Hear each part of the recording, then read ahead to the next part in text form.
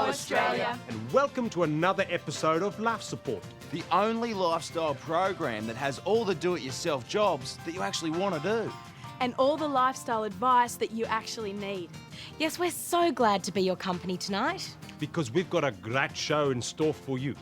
That's right. I'm Penny, and tonight I'll be showing you how you can rock hard in the mosh pit and live to see the next day. I'm Todd, Life Support's handyman, and I'll be showing you a top little DIY project that'll put some groove back into your nightclub moves. I'm Sigourney, and tonight I'll be showing you the modern woman's way to meet a man today. And I'm Dr. Rudy, and I'll be showing you how to keep track of the people that matter. That's right, we've got so much to teach you tonight, we'd better start now. Because if we don't, I just don't think we'll fit it all in. So, without much further ado, let's let fly with the show.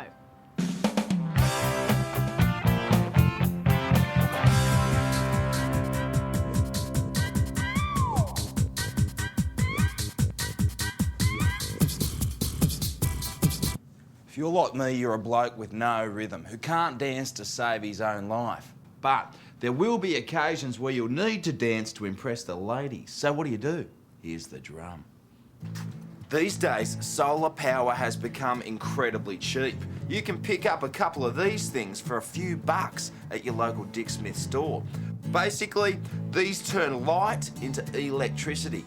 So what you need to do is turn them into little epaulettes for your jacket.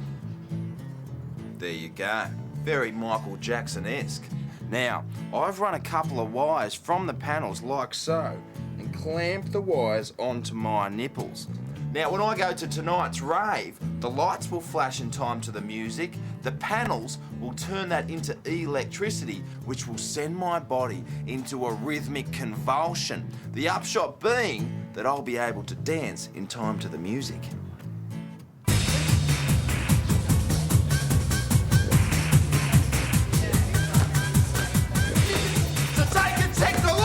Tip from Todd and some solar panel power will put some groove in your moves.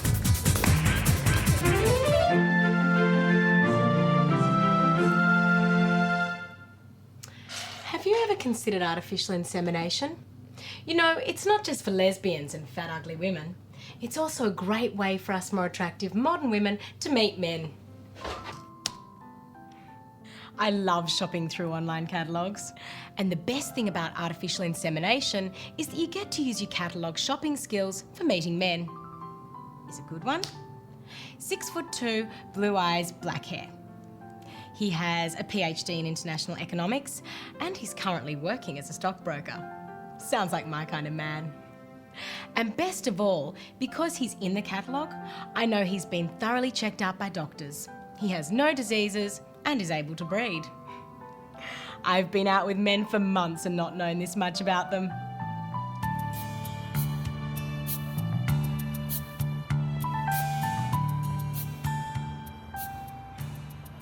Once you've made your pick, just come down and stake out the sperm bank. All you need is a good pair of binoculars and a thermos full of coffee. Fortunately, years of training has taught me to gauge a man's height, weight, hair colour and ethnic background from a distance of 50 metres. So now I just sit here and wait for my man to make a deposit. Then I pounce. Actually, I think I might pounce before he makes a deposit.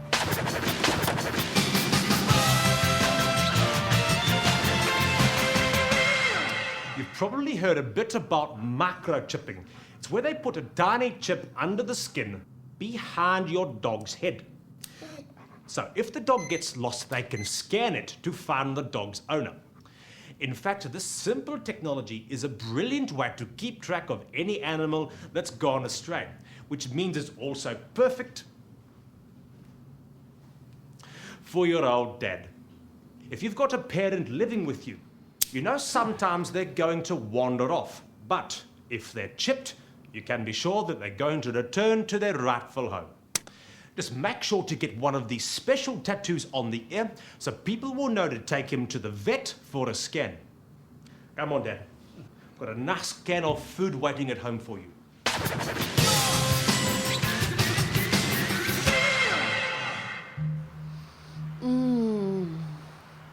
There's nothing quite like a soothing massage to ease the stresses and the strains of the day. A little softer, thanks, Jorgen. And girls, if you're on the lookout for a masseur, there are hundreds in the phone book, but make sure you always choose a man.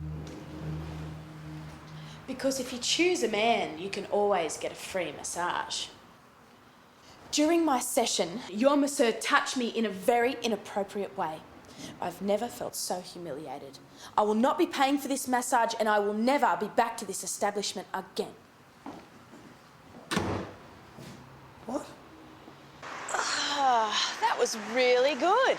Pity it'll never work again. See ya.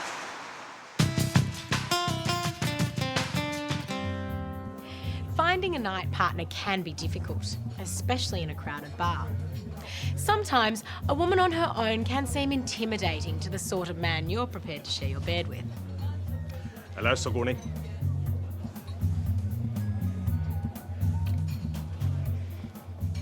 When you're out on the town, it's much easier to catch the eye of a prospective partner if you already appear taken.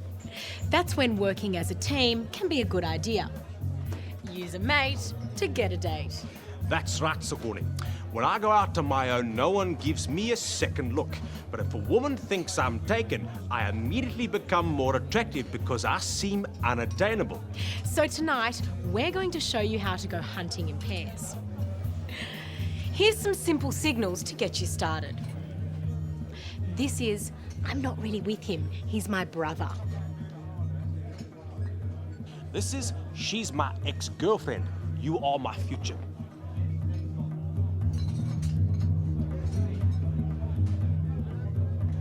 And if it's a tough room and there's still no success, then there's no better way to attract attention than by evoking sympathy after a fight.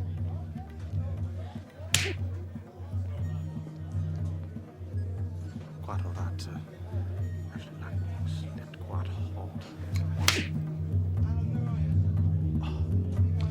If this particular method doesn't produce immediate results, don't worry. If you can turn the other cheek for long enough, someone will say yes. So try this and get the look of love from someone you like the look of.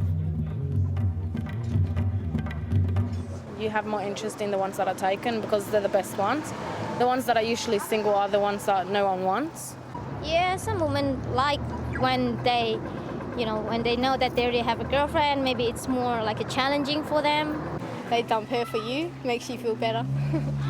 I think they are more appealing because you know that they're good enough for someone else to want and they've got sort of that more caring side about them. If I'm wearing a wedding ring, I tend to have more people look at me as in girls. If I've got no ring on, they don't even want to know you. Simple as that.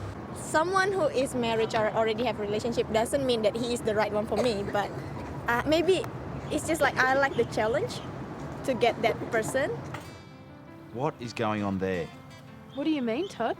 Well, if my eyes serve me correctly, what I just observed was two of my work colleagues in a passionate embrace. It was a demonstration. It certainly was. How long has this been going on? This is going to upset the whole balance of the team. I just hope they don't get fired like Stan and Tracy. Todd, it was a demonstration to show the people at home how to pick up. No, I saw it, Penny.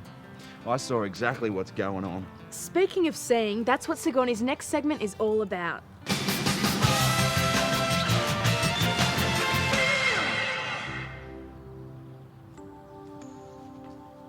There's nothing more frustrating than losing a contact lens. They're nearly impossible to find, expensive to replace, and it can be dangerous if you have to drive home to get your spare glasses. But don't worry, there is a way to make sure that you never lose a lens again. Simply superglue a fashionable chain to your contact lenses. That way, if one falls out, you know it's not far. And yet you can still enjoy the natural look of not wearing glasses. Because remember, men don't make passes at girls who wear glasses.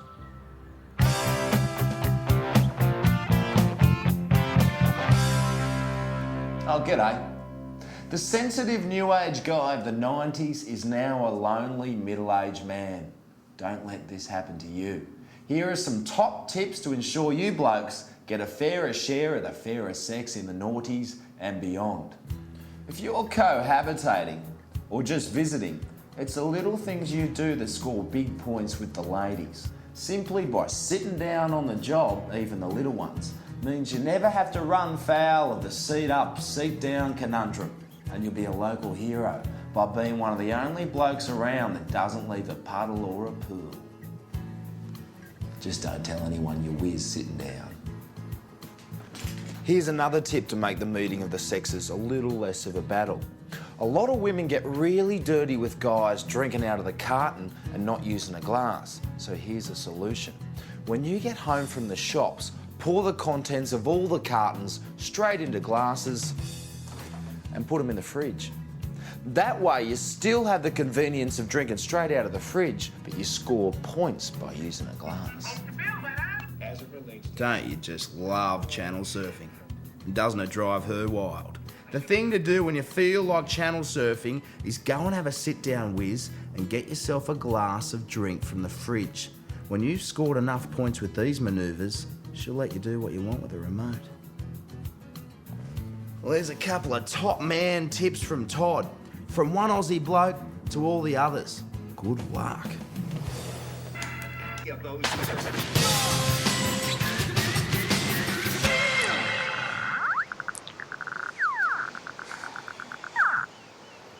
Okay, we all know that the beach can yield a bounty of buried treasure. Like just now, I found a watch and a wallet buried in a shoe over there. But unfortunately, too many prospectors have tapped into this vein, leaving it overmined and leaving you with expensive equipment and a pocket full of bottle tops. But there is a cheaper and easier way to make money from your local beach. And all you need is a small kid in bare feet. You see, beach injuries can fetch huge compensation payouts from local councils. All right, Cooper, have a good time.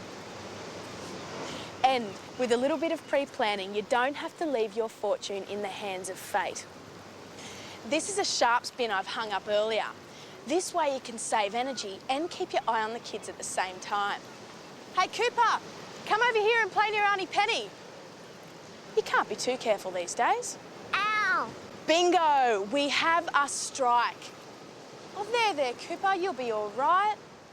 Now, with a little prick, a dull counsel and a sharp lawyer, you can look forward to a handsome payment. See ya. Are you all right? What have you done? My foot hurts. Oh no, where on your foot?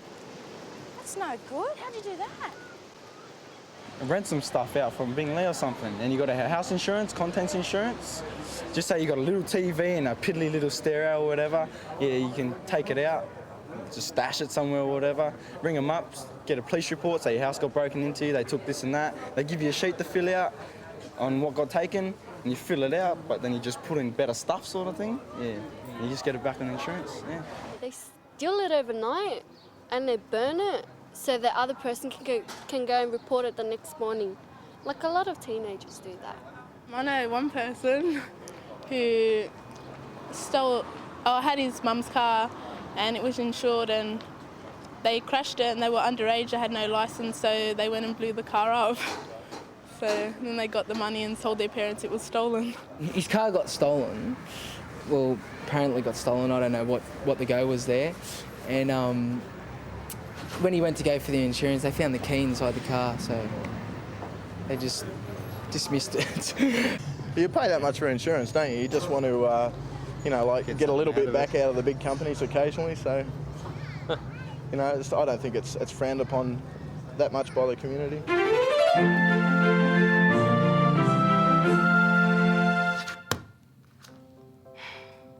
I have a child in Africa. I expect you do too. I also sponsor a panda in the zoo, a bus for a group of disabled children, and many other favourite charities which I happily patronise. Those less fortunate than us crave a friendly, receptive and amorous link to our normal world. And simply by writing letters, you can communicate with the most extraordinary people from all walks of life, from all over the world. I just received this letter from my penal pen pal, Mad Dog.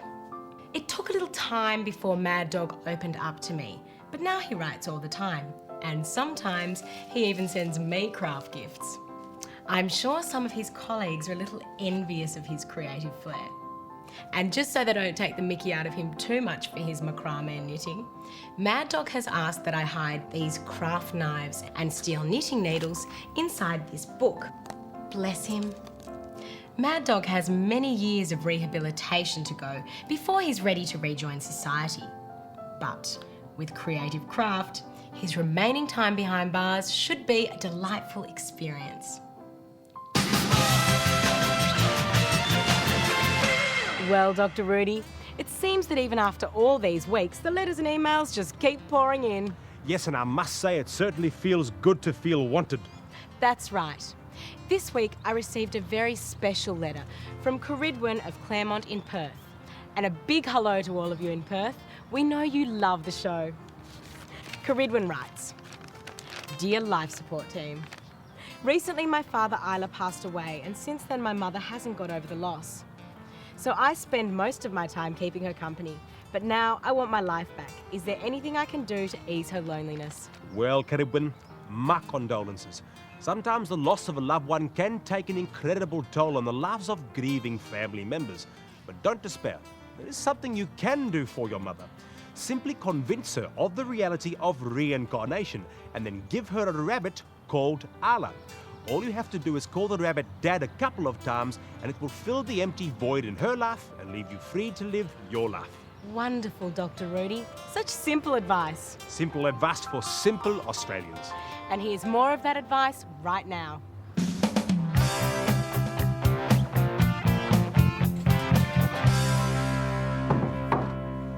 Oh, g'day. Now, I know many of you suffer from hemorrhoids, and you can have a really terrible time of it if you have a massively distended anus, especially if you've got an office job where you're sitting on your backside all day. And carrying around one of these isn't very discreet. So, tonight I'm going to show you a clandestine way to ease your working day. We all know that magnets can be very useful attracting metal objects, but you can also use them for their repulsive qualities. If you line up north against north with these two barbed magnets, they'll push away from each other.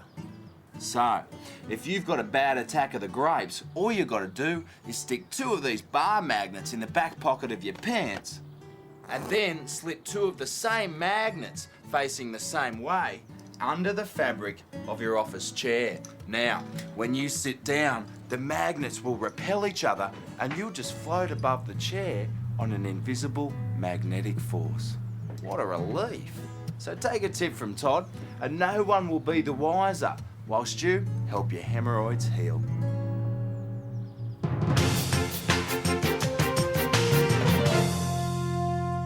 Hello there, Dr. Rudy here. You probably don't know it, but investment portfolio diversification is a goal that all average Australians should aim for. Alongside your Telstra shares and your home mortgage, you might find that you could turn your hobby into an enjoyable earner. You know, a hobby is a great way to relieve stress in a hectic lifestyle, or fill in time in a lethargic one. A hobby can satisfy creative urges, introduce you to new friends with similar interests, and if you're a collector like me, it can be quite exciting. So what do I collect? Spoons.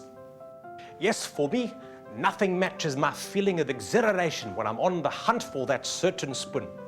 I know for some people, celebrity paraphernalia is all the rage. A Jimi Hendrix guitar or the shirt off an athlete's back. But I tell you, it's spoon collecting for me. And here they are, spoons collected from some of the world's most rich and famous. This one here is an early Brett Whiteley.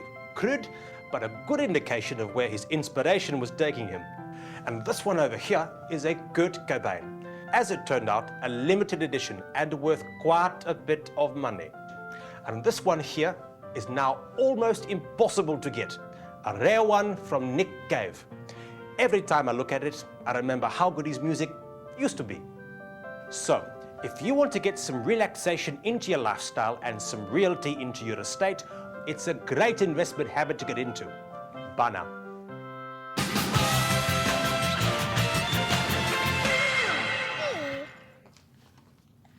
We all know how stressful it can be going out for the day and leaving your baby with your English nanny.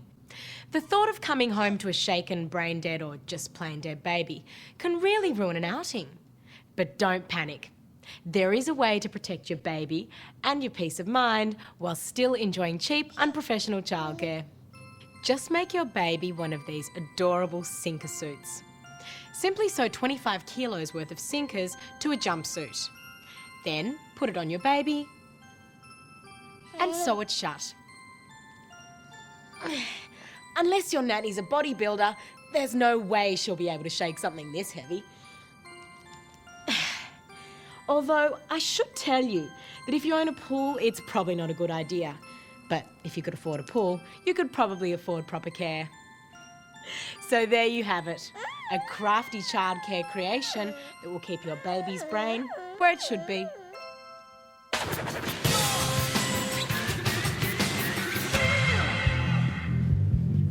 I've lost way too many friends to mosh pits, and I don't ever want to see it happen again, especially not to me. So, I've found a way that you can rock hard in the crowd and live to enjoy the ringing in your ears the next day. Just hire a sumo wrestling suit from one of your local sports stores, because when nobody else will take responsibility, you've got to do it yourself. See ya!